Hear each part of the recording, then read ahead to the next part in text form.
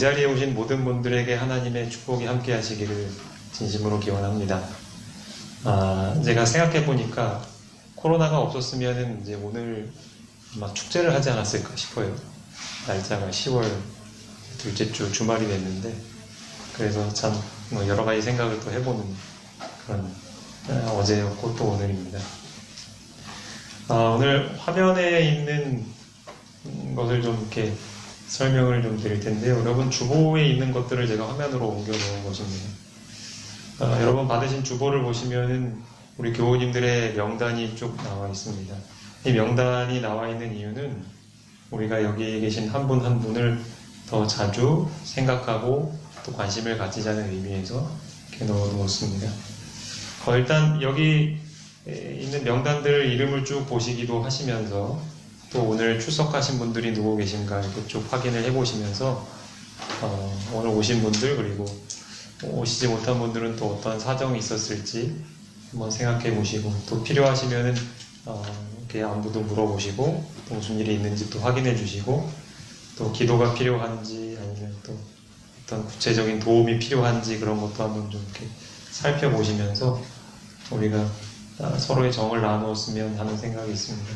네, 그래서 이 주보에다가 넣은 것이니까요. 그걸 잘 이해해 주시고 함께 참여해 주시면 좋겠습니다. 그 아래 보시면은 이제 기도가 필요한 교우들 해서 이제 표를 만들어 놓았는데요. 특별히 여러분들께서 이제 안식일에 오셔서 교회에서 서로 만나서 대화를 하시다 보면 또 우리 교우님들 가운데 또 어떤 특별한 일들이 새로 생겼다는 것을 또 아시게 되거든요. 그래서 이제 그런 일들을 여러분 아시게 되면 그냥 그런가 보다 하고 넘어가지 마시고 한 번이라도 이렇게 기록을 해 두시면, 그리고 이제 돌아가셔서 이제 한 주 동안 그분을 위해서 기도해 주시고 또 격려해 주시고 하시면 우리가 또 사랑을 나누는데 더 도움이 되는 것 같습니다. 그래서 그것을 적어 놓도록 칸을 마련하였으니 이것도 잘 활용해 주시면 좋겠습니다. 아무쪼록 아까 보여드린 이 화면이나 이 화면 모두가 다 한 가지 목적을 위한 것입니다. 우리가 서로 코로나라는 이유 때문에 서로 또 이렇게 정부에서는 멀어지라고 하는데 또 정부에서도 마음은 멀어지지 말라고 그러잖아요. 우리가 마음을 가까이 할 수 있는 방법들을 제가 이렇게 아이디어가 생각날 때마다 하는 것이니까 여러분들도 그런 걸 잘 생각해 주시고 좀 함께 참여해 주시면 좋겠습니다. 제가 그 주보 뒷면에다가 이렇게 표를 만들어서 넣어 봤습니다. 이렇게 처음 우리가 이 성경 읽기반을 시작했을 때부터 이제 지난주까지 이 현황입니다. 아래쪽에 있는 그 그래프는 이제 매일 읽으시는 분들의 숫자이고, 그 다음에 그 위쪽에 붙어 있는 그 숫자는 이제 가끔 읽으시는 분들의 숫자입니다. 그래서 가만히 보시면 이제 여러분들도 아실 텐데, 이제 우리 교회에서 성경 읽기를 실천하시는 분들의 숫자가 이렇게 거의 일정한 것을 아실 수가 있죠, 그렇죠?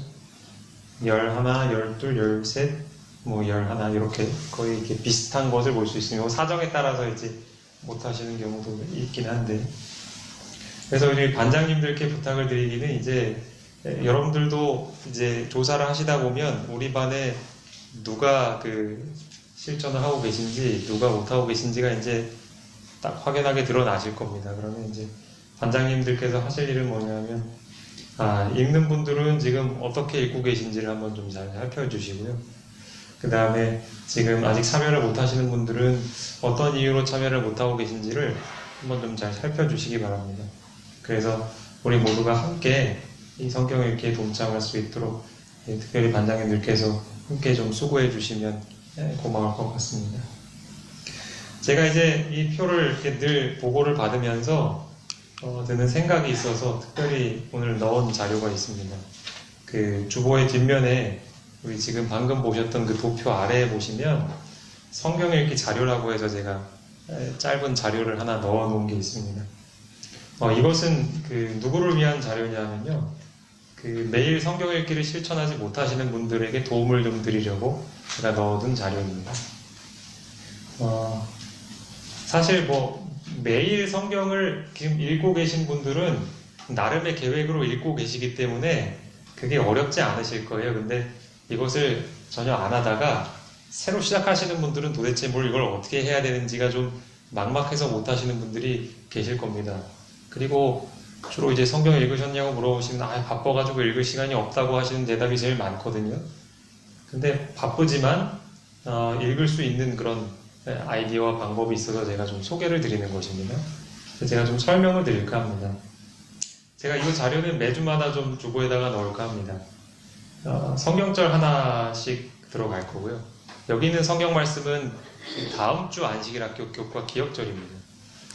제가 어차피 교과 공부를 하셔야 하기 때문에 뭘 할까 고민을 하다가 교과 기억절을 선택해서 넣었습니다.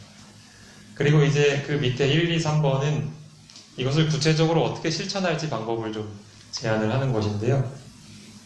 1번을 보시면 매일 정한 시간에 이 말씀을 소리내어서 읽습니다. 이렇게 해놨죠. 그래서 이제 매일 성경을 읽지 못하셨던 분들이 이제 오늘 이제 이런 자료를 줬으니 내가 한번 해봐야겠다 결심을 하신다면 가장 먼저 하실 일은 뭐냐면 내가 언제 이걸 실천할 것이냐 그걸 정하는 것입니다. 시간을 정하지 않으면 이 계획이 실천이 잘 안 되는 경우가 많아요. 그래서 내가 예를 들어서 내일 아침에 내가 7시에 일어나니까 그때 일어나자마자 7시에 실천해야겠다. 이런 시간을 꼭 정하시기 바랍니다. 그리고 그 정한 시간이 되면은 알람을 맞춰두시든지 해서 잊어버리지 마시고 그 시간에 딱 이 주보를 챙기신 거를 딱 펴셔서 이 말씀을 읽어보시기 바랍니다. 한번 같이 읽어보실까요? 너는 시작. 너는 다하고 뜻을 다하고 힘을 다하여 내 하나님을 여호와를 사랑하라. 예, 신명기 6장 5절 말씀. 이게 한번 말씀을 읽은 다음에 그 다음에 이제 2번을 보시면 아래 질문들 중에 하나를 선택해서 답을 찾아봅시다 해서 제가 질문을 매일 생각할 수 있는 질문들을 하나씩 넣었습니다. 또 처음 시작하실 때 여러 가지를 하면 또 복잡하시기 때문에 하나씩만 좀 넣었습니다. 그 중에 하나만 좀 선택을 해서 보자면 일요일 거예요. 이 말씀이 나에게 무엇을 하도록 명령하는가 이런 질문을 넣었죠. 그래서 이 질문을 한번 읽어보시고 우리가 설교 시간에도 이거 제가 하잖아요. 그렇죠?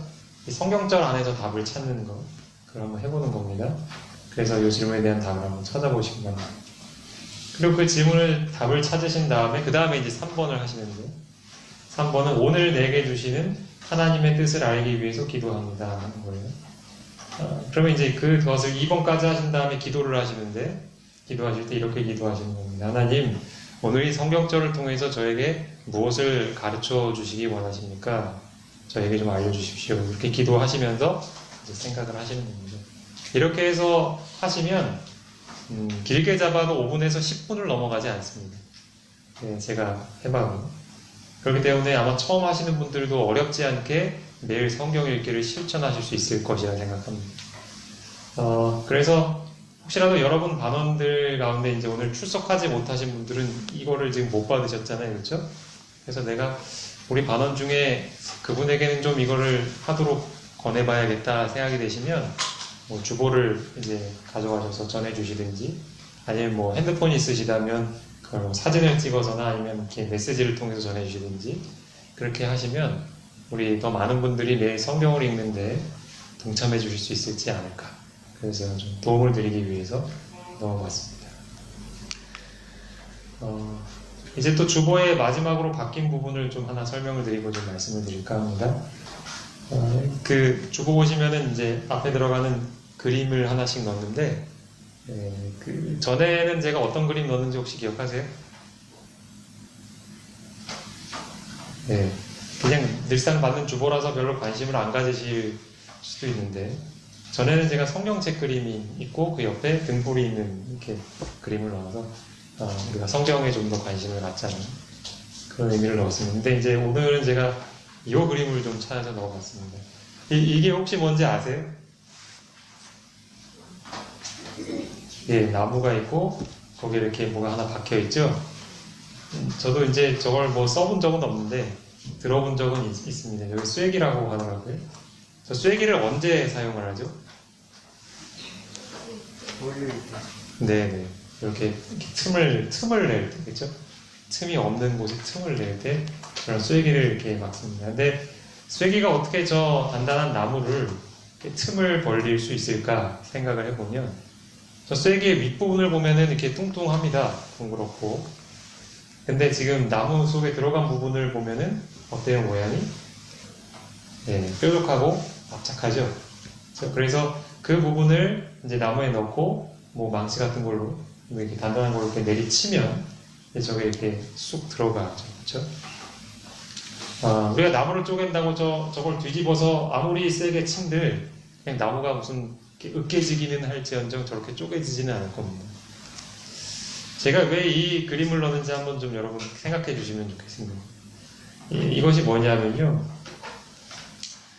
성경은 우리의 삶이 변하기를 요구하고 있습니다. 그런데 우리의 삶이 변화된다는 것은 여러분 시도해 보시면 아시겠지만 상당히 쉽지 않은 일입니다.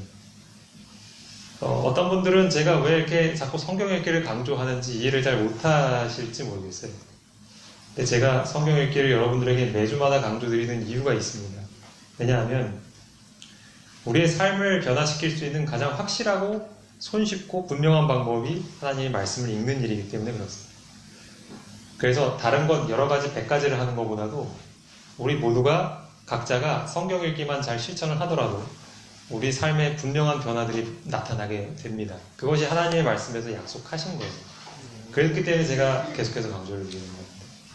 그러니까 마치 저 나무 둥치는 뭐와 같냐 하면 우리 삶과 같은 거. 우리 삶은 하루 아침에 일어나셔서 여러분 잠자리에 드실 때까지 매일매일 짜여진 일과가 있잖아요. 그렇죠? 얼마나 바빠요. 우리가 해야 할 것도 많고 챙겨야 될 사람도 많고 생각하고 고민하고 걱정해야 될 게 많잖아요. 그렇죠? 그러니까 거기에 새로운 일정을 하나 추가하는 게 굉장히 어려운 일입니다. 예를 들면 성경을 읽기를 합시다. 좋은 건 알겠는데 그거를 실천하려니 너무 바쁘고 할 시간이 없다. 이런 생각이 드는 게 당연할 수 있습니다. 그런데 우리가 저런 쐐기처럼 날카롭고 아주 납작하여서 작은 틈을 낼 수 있는 그런 방식으로 성경을 읽기 시작하면 우리가 전혀 시간이 나지 않고 틈이 나지 않을 것 같은 우리의 일과가 저렇게 걸려지게 되는 거예요. 그렇죠? 그래서 우리가 5분, 10분 이렇게 꾸준하게 실천을 하다 보면 점점 더 우리는 그 하나님의 말씀의 의미를 알게 되고 그래서 그 소중한 시간이 점점 더 늘어나게 되는 것이죠. 30분, 1시간 어떤 분들은 2시간이 넘도록 이걸 봐도 시간이 모자라다고 하시는 분들이 있어요. 그분들은 뭐 우리와 태어날 때부터 무슨 다른 뇌구조를 가지신 분들이 아닙니다. 똑같은 분들이에요. 근데 왜 그러냐면 바로 이런 과정을 겪었기 때문에 그래요. 그 맛을 알아가기 때문에. 삶이 변화되기 시작하고 그것이 어떻게 나에게 행복을 주는지를 경험하시기 때문에 그걸 할 수 있는 거거든요. 그래서 여러분의 삶에도 좀 이런 일이 있기를 바라는 마음으로 제가 주보에다가 이걸 당분간 좀 그림 사진을 넣을까 합니다. 그래서 여러분 매주마다 주보를 받으실 때마다 이 그림을 보시면서 제가 드린 말씀을 좀 잘 생각해 주시고 함께 이 성경을 이렇게 실천해 주시면 감사하겠습니다. 우리 아울러서 반장님들 우리 잘 체크해 주셔서 우리 제 예배 마칠 때 저에게 주시면 좋겠습니다. 자, 오늘은 요한복음 연구 3번째 시간입니다. 제목을 이렇게 정해봤는데요. 아버지께서 모든 것을 맡기신 것을 아시고 이런 제목으로 함께 좀 말씀을 나눠보도록 하겠습니다. 먼저 오늘 살펴볼 말씀 읽어보도록 할 텐데요. 요한복음 13장 3절에 있는 말씀을 좀 함께 읽어보도록 하겠습니다. 저녁 먹는 중 시작.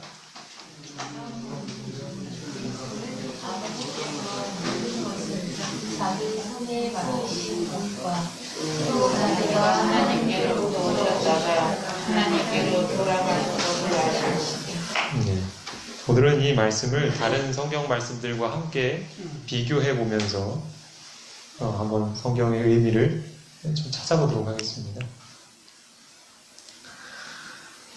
여기 있는 말씀은 요한복음 3장 35절 36절에 있는 말씀입니다. 제가 이 말씀을 읽어볼 테니 이 말씀을 왜 목사님이 여기다가 인용을 했을까? 그걸 한번 좀 생각해 보시기 바랍니다. 아버지께서 아들을 사랑하사 만물을 다 그의 손에 주셨으니 아들을 믿는 자에게는 영생이 있고 아들에게 순종하지 아니하는 자는 영생을 보지 못하고 도리어 하나님의 진노가 그 위에 머물러 있느니라. 자, 아까 읽었던 3절의 말씀과 지금 제가 읽었던 이 말씀 비슷한 부분이 있습니까 혹시? 한번 찾아보실까요? 네, 맞습니다. 이 만물을 다 그의 손에 주셨다. 여기 나오는 그가 누굴까요? 예, 아들이라고 표현된 예수님이죠. 근데 아까 읽었던 우리 말씀에도 보시면 아버지께서 모든 것을 자기 손에 맡기시는 것과 이런 표현이 있어요. 그렇죠? 이 의미를 좀 알기 위해서 제가 지금 이 말씀들을 살펴보고 있는 것입니다. 아버지께서 만물, 다시 말해 모든 것을 아들의 손에 주셨습니다. 여기에 표현된 만물, 모든 것에는 진짜 그야말로 모든 것이 포함되어 있습니다. 모든 것을 아들에게 주셨어요. 우리가 이걸 통해서 알 수 있는 것이 있는데 첫 번째는 이 세상에 있는 모든 것들의 주인은 원래 누구다? 아버지와 아들 중에? 아버지예요. 원래 주인은 아버지. 근데 그 아버지께로부터 그 모든 것을 누가 받으신 거예요? 아들이 받으신 거예요. 예수님이 받으신 거예요. 그걸 알 수가 있죠. 그렇죠? 그 의미는 지구에 사는 모든 사람의 운명을 결정할 수 있는 막강한 권세가 주어졌다는 뜻입니다. 이것이 바로 이것의 의미입니다. 제가 어떻게 그 말씀을 드리냐 하면 우리가 지금 읽었던 36절의 의미가 그것을 설명해주고 있어요. 그럼 모든 걸 아들의 손에 주셨다는 게 도대체 무슨 의미이냐? 36절을 보니까 아들을 믿으면 영생이 있고 순종하지 않으면 영생 대신에 뭐가 그 위에 있대요? 하나님의 진노가 있대요. 이게 무슨 말이에요? 하나님의 진노가 그 위에 있다. 그게 무슨 말이에요? 네, 멸망한다는 거예요. 쉽게 말하면.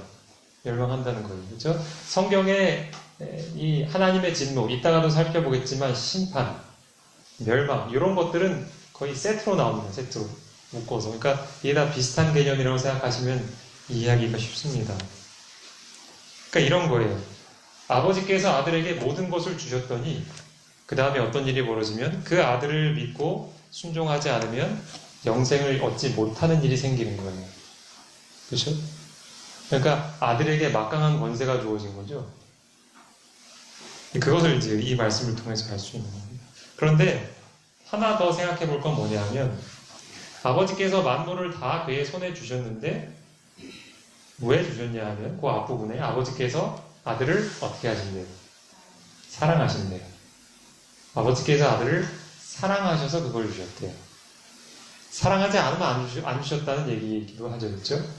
그 의미가 뭘까? 그것도 한번 여러분 생각해 보시기 바랍니다. 이제 좀 이따 같이 살펴볼 거예요. 자료 그 아래 보시면은 요한복음 5장 22절 말씀이 있는데 제가 읽어보겠습니다. 아버지께서 아무도 심판하지 아니하시고 심판을 다 아들에게 맡기셨으니. 그러니까 이 위에 있는 3장의 말씀과 이것은 이제 같은 의미라고 보시면 돼요. 그러니까 아버지께서 심판을 다 맡기셨다. 그것과 같은 말이 뭐냐면 모든 걸 다 아들의 손에 주셨다. 그것과 같은 의미라고 이해하시면 됩니다. 그것이 성경이 말해주고 있는 뜻이에요. 그렇죠? 심판을 가지고 계신 분. 그 다음 화면을 좀 보겠습니다. 요한복음 17장 2절입니다. 아버지께서 아들에게 주신 모든 사람에게 영생을 주게 하시려고 만민을 다스리는 권세를 아들에게 주셨음이로소이다 이렇게 나와 있는데 여기 보니까 여기서는 아버지께서 아들에게 뭘 주셨대요? 한번 찾아보시기 바랍니다. 예, 만민을 다스리는 권세를 주셨대요. 만민을 다스리는 권세. 그러니까 아까 성경절에서는 심판하는 그런 권세를 주셨는데 여기서는 모든 사람을 다스리는 권세를 주셨대요. 이건 또 도대체 뭘까? 이것도 이제 생각을 해봐야겠죠. 그리고 또 뭘 주셨죠? 여기 자세히 보시면 하나가 더 있습니다. 아버지께서 아들에게 주신 게. 앞부분을 보십시오. 앞부분.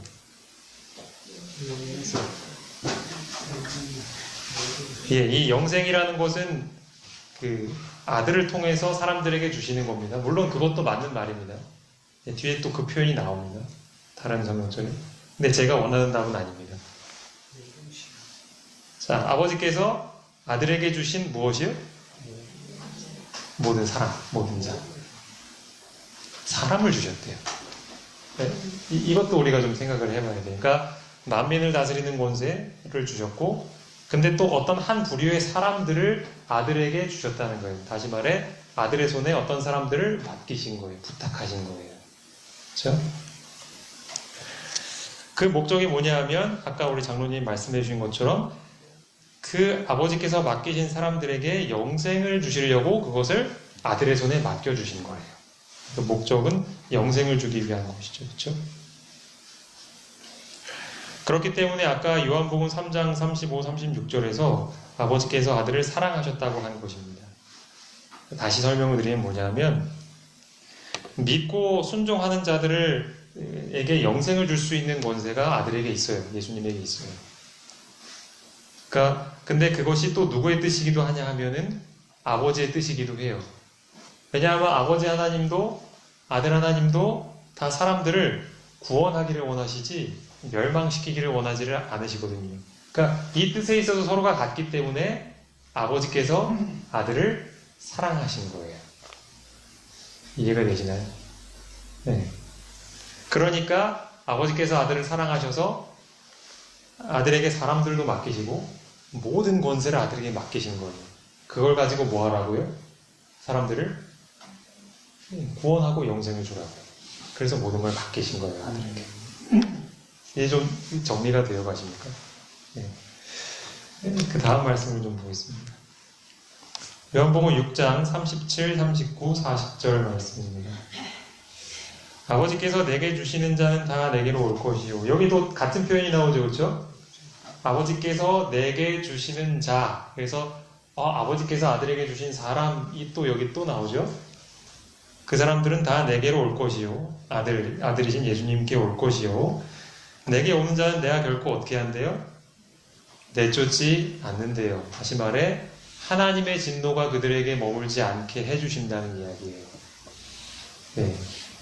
나를 보내신 이의 뜻은 내게 주신 자 중에 자 여기 나를 보내신 이의 뜻이라고 했는데 이것은 그럼 누구의 뜻인 거예요? 나를 보내신 이 아버지 하나님의 뜻이죠. 그렇죠? 아버지 하나님의 뜻은 내게 맡겨주신 사람 중에 내가 하나도 잃어버리지 아니하고 마지막 날에 어떻게 하는 거래요? 다시 살리는 것이래요. 그러니까 다른 말로 영원한 생명을 주신다는 표현이죠. 그렇죠? 그것이 아버지 하나님의 뜻이래요.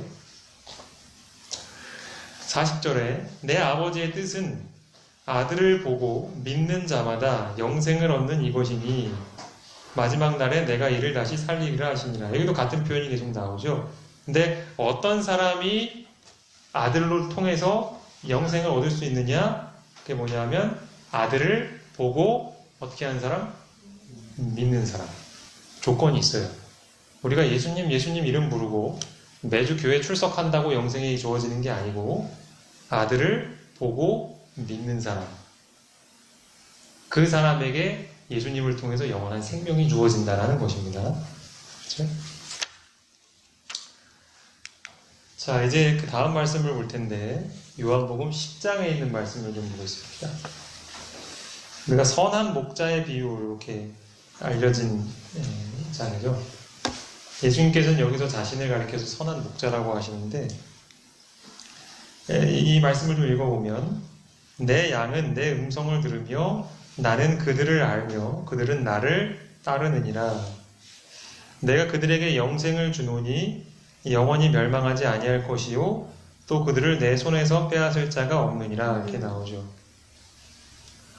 앞서서 예수님께서 만민을 다스리는 권세를 받으셨다 그랬잖아요. 그렇죠? 근데 우리는 보통 다스린다라고 하면 어떤 이미지가 떠오르냐면 옛날에 뭐 조선시대나 고려시대 때 가장 권력이 있는 어떤 왕의 모습이 생각이 나요.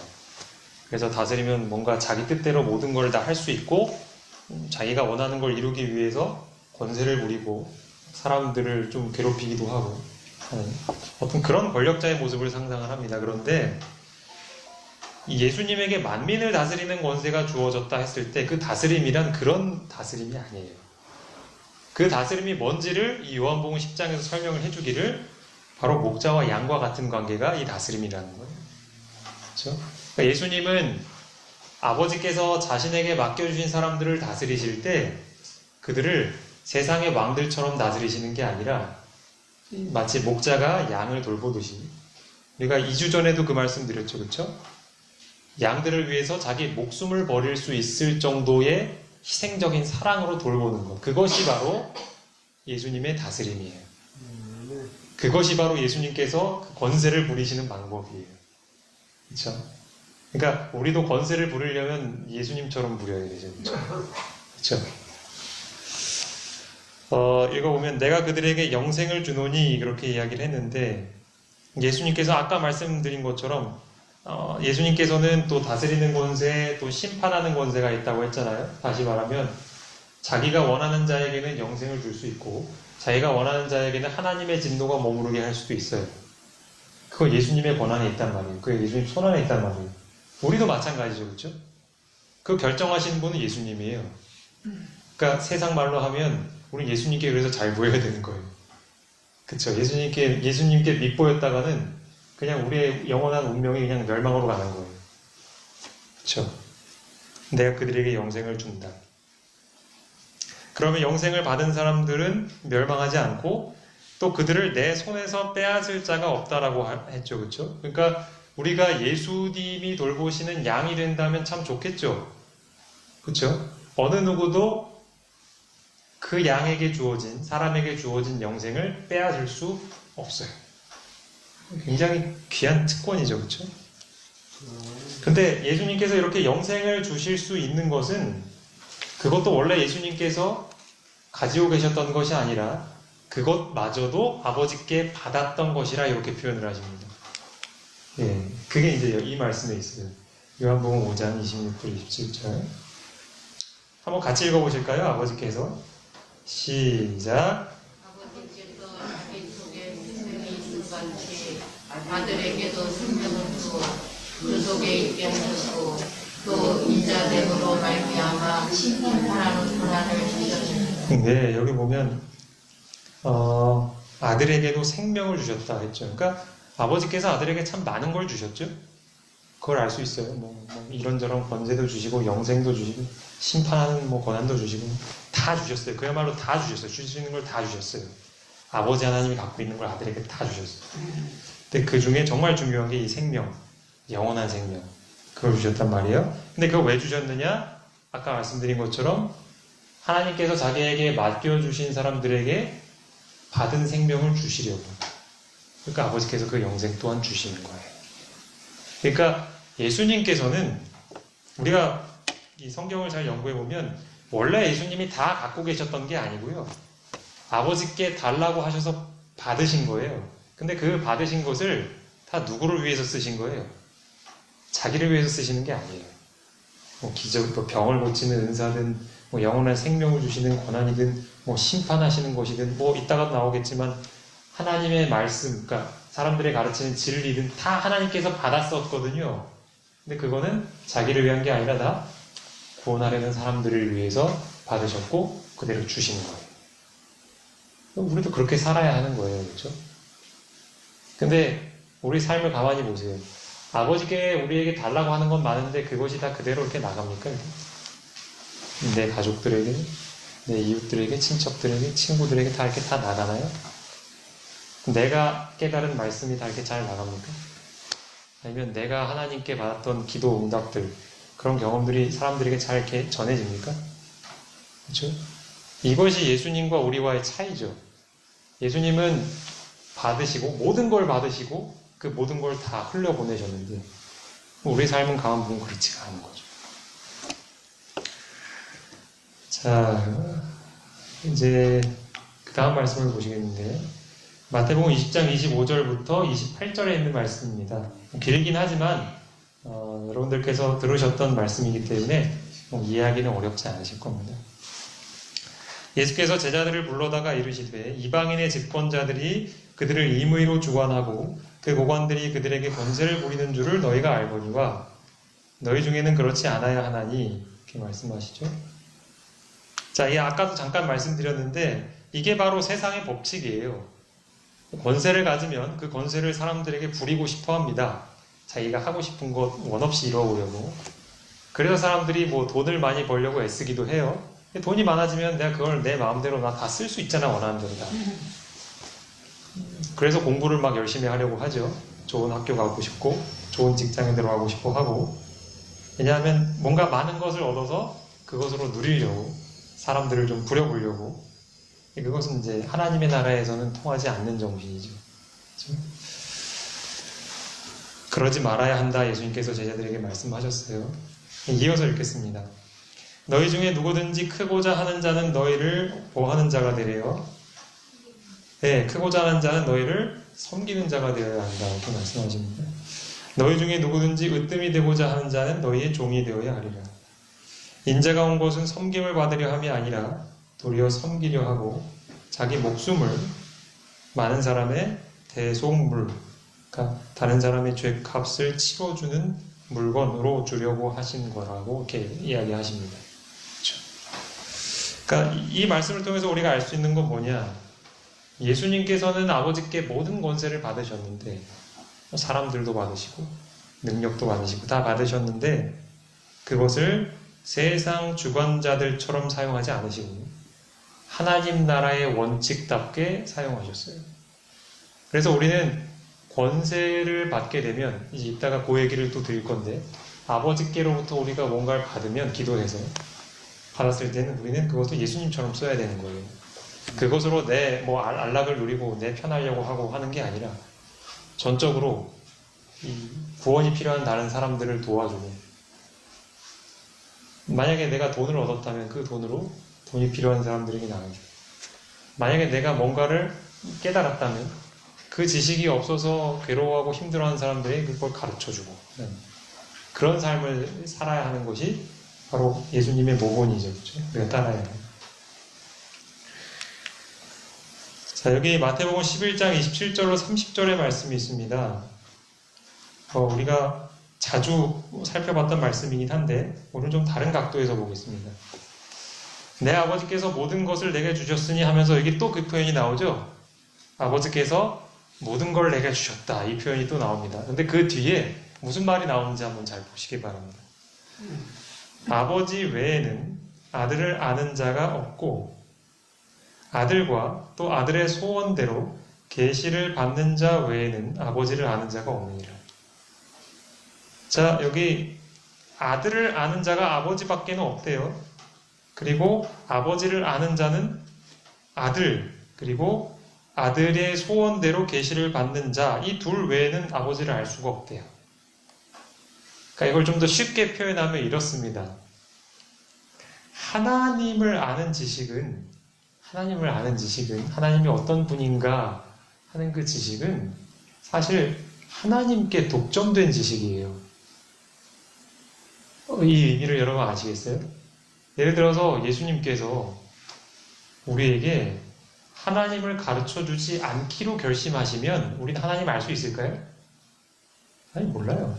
성경이 이렇게 펼쳐져 있고 우리가 아무리 하루에 1시간, 2시간을 성경을 읽은들 진짜 하나님의 모습을 우리는 알 수가 없어요. 우리가 성경을 읽으면서 하나님을 알 수 있는 것은 예수님께서 보내신 성령 하나님의 도우심 때문에 이해하는 거예요.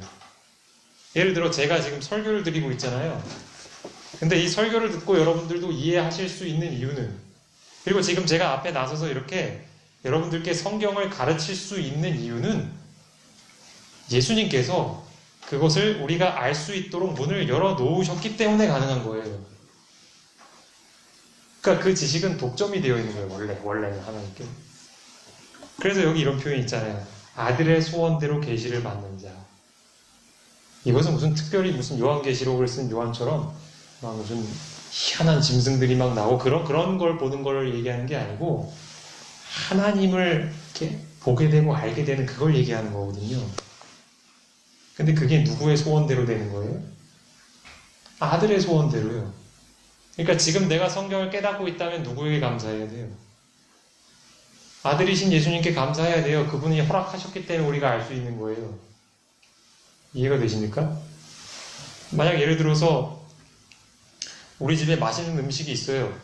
근데 어떤 배고픈 사람이 우리 찾아와가지고 제가 너무 배가 고픈데 좀 먹을 것 좀 얻을 수 없겠습니까? 그래. 그럼 만약에 내가 그걸 주기로 허락하지 않으면 그 사람 먹을 수 있어요, 없어요? 못 먹어요. 그냥 굶어서 쓰러지는 거예요. 그렇죠?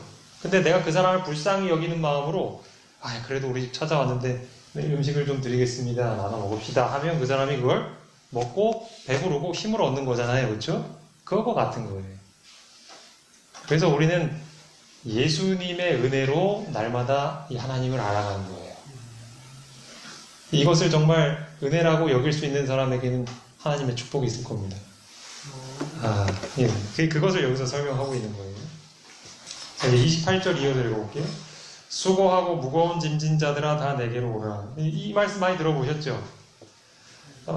내가 너희를 쉬게 하리라. 나는 마음이 온유하고 겸손하니 나의 멍에를 메고 내게 배우라. 그리하면 너희 마음이 쉼을 얻으리니 이는 내 멍에는 쉽고 내 짐은 가벼움이라 하시니라. 이제 자 너희 제자들아 들어봐라. 아버지께서 나에게 모든 걸 다 주셨어.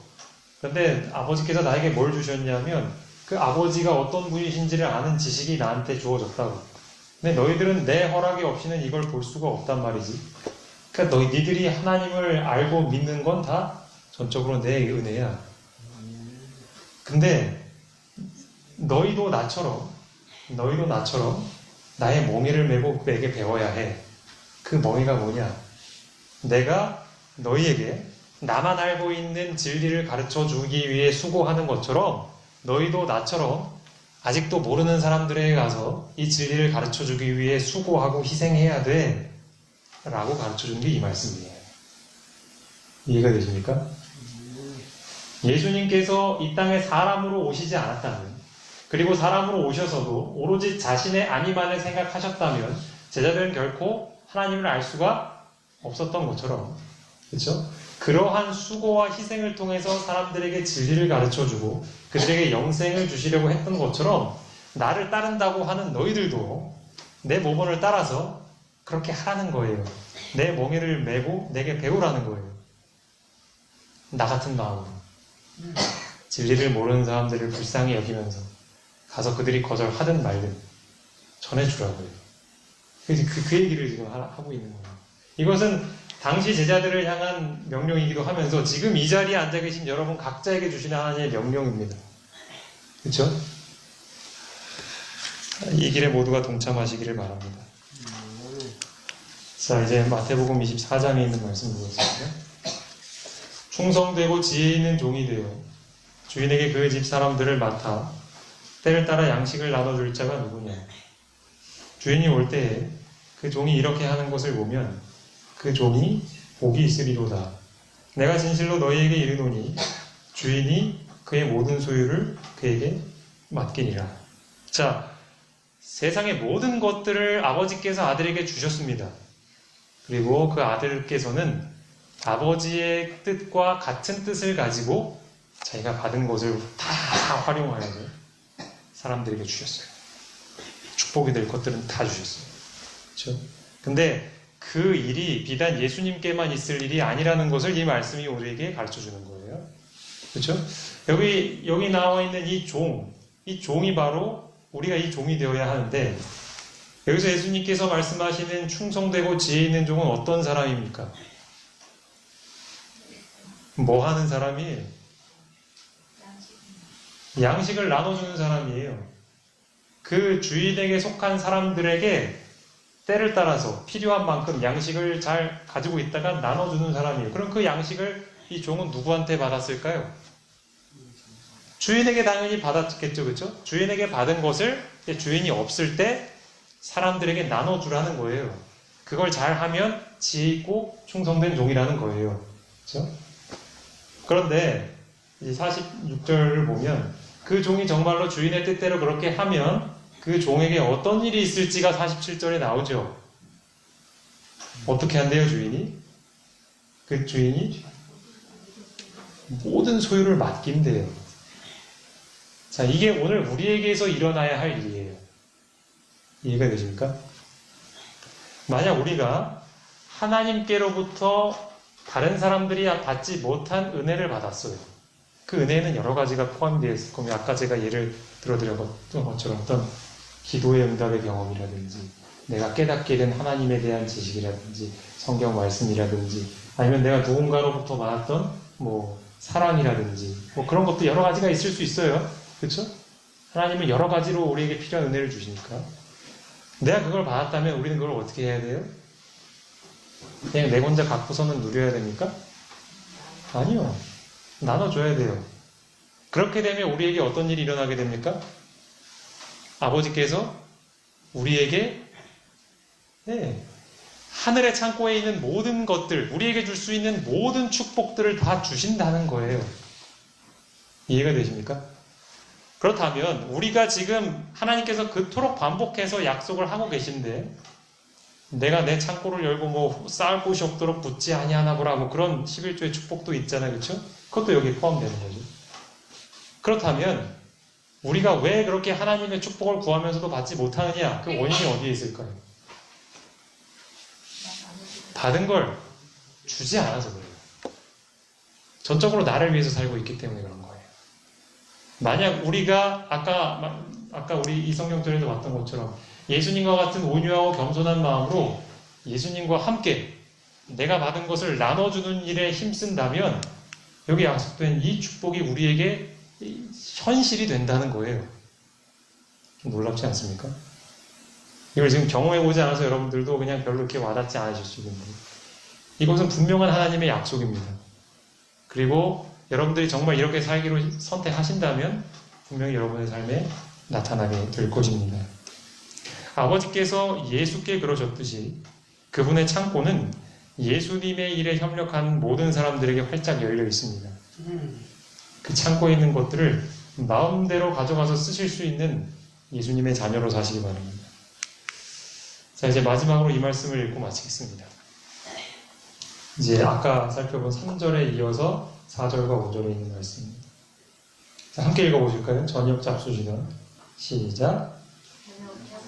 자리에서 일어나 겉옷을 벗고 수건을 가져다가 허리에 묶으시고 이에 대야에 물을 떠서 제자들의 발을 씻으시고 그 부르신 수건으로 닦기를 시작하여 예. 자, 아까 처음에 읽었던 3절의 말씀에서 예수님께서 이제 아버지께서 나에게 모든 걸 맡기셨구나. 그걸 아시고 라는 표현이 3절 내용이었어요. 그럼 그걸 아시고 도대체 뭘 하셨을까? 그게 이제 이 내용이에요. 아버지께서 내게 맡기신 것을, 모든 걸 맡기신 것을 아셨을 때 예수님께서 하신 일이 뭡니까? 우리가 잘 아는 이 장면. 그래서 겉옷을 벗고 수건을 가져다가 두르시고 대야에 물을 떠서 제자들의 발을 씻겨주신 거예요. 섬기시는 거예요. 제자들의 유익을 위해 하실 수 있는 것들은 다 하시는 거예요. 제자들의 유익을 줄 수 있다면 그분은 종으로까지 이렇게 낮아질 수 있는 거예요. 심지어는 죽기까지. 그렇죠.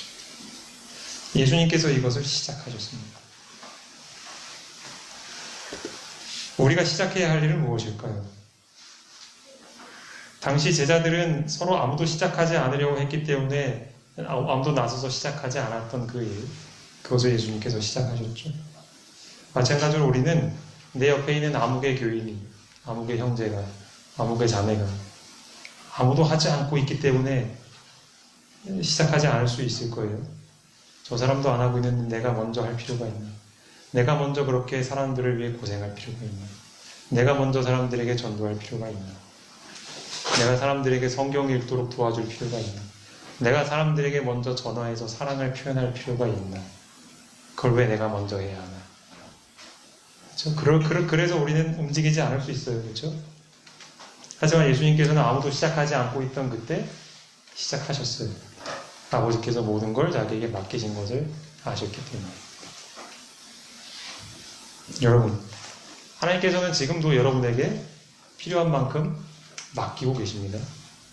여러분이 그 사실을 아신다면 여러분도 시작하셔야 해요. 섬기는 일을. 그 일에 함께 동참하시겠습니까? 그 일에 어떤 수고와 희생이 따르더라도 그 일을 포기하지 마시기 바랍니다.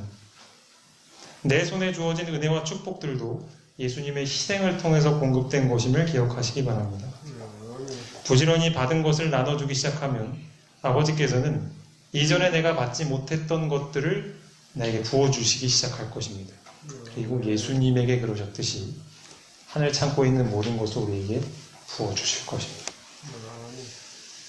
예수께서 자신이 받은 것을 아시고 섬기기를 시작하셨던 것처럼 다른 사람의 눈치를 살피는 대신에 섬김으로 나눠주는 예수님의 멍에에 동참하시게 되시길 바라면서 말씀을 마치겠습니다.